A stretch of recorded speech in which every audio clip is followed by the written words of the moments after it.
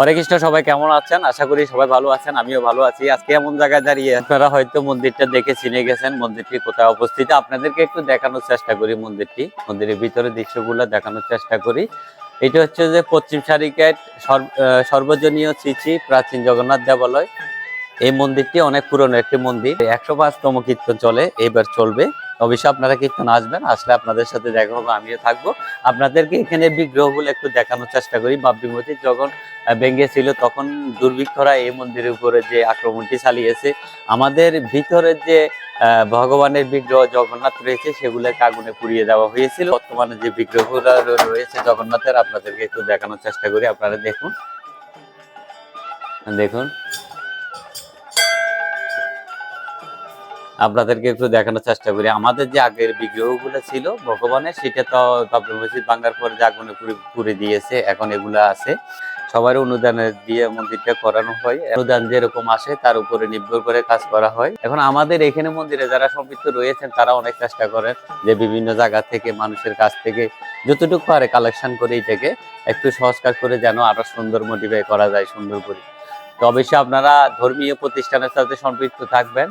সবাই যার যার অবস্থান থেকে যতটুকু পারবেন এই মন্দিরের পাশে দাঁড়াইবেন। চেষ্টা করি যে আমার ভিডিওর মাধ্যমে সন্দ্বীপের যে ধর্মীয় প্রতিষ্ঠানগুলো রয়েছে আপনাদেরকে একটু দেখানোর চেষ্টা করি। সবসময় যে জায়গায় যায় না কেন, এটা হচ্ছে যে আমার জন্মস্থান এখানে, আমরা এই মন্দিরের সাথে সম্পৃক্ত রয়েছি ছোটবেলা থেকে।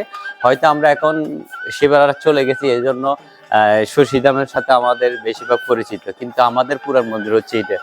তো এই মন্দিরে কিছুদিন পরে কীর্তন।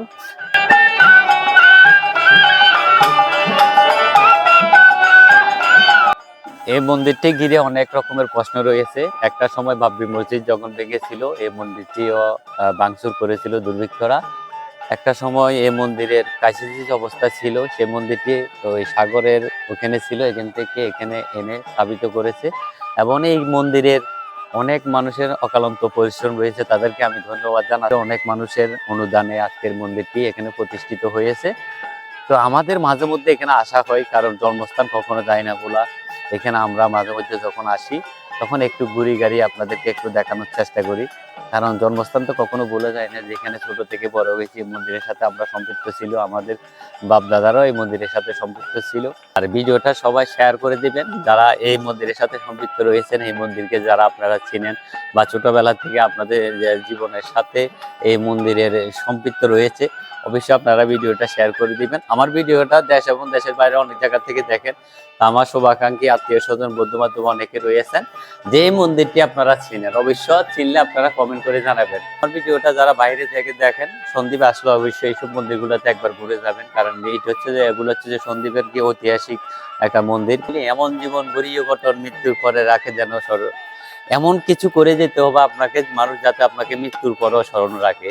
এসব দান দফাত আপনাকে করতে হবে, ধর্মীয় প্রতিষ্ঠানের সাথে সম্পৃক্ত থাকতে হবে, যেটা মানুষ মৃত্যুর পরেও আপনার কথা মনে রাখে। ঠিক আছে, সবাই ভালো থাকবেন। আর ভিডিওটা ভালো লাগলে সবাই শেয়ার করে দিবেন। আর যারা এই মন্দিরের সাথে সম্পৃক্ত রয়েছে, যদি আপনারা আমার ভিডিওটা দেখে থাকেন, অবশ্যই কমেন্ট করে জানাবেন। নমস্কার।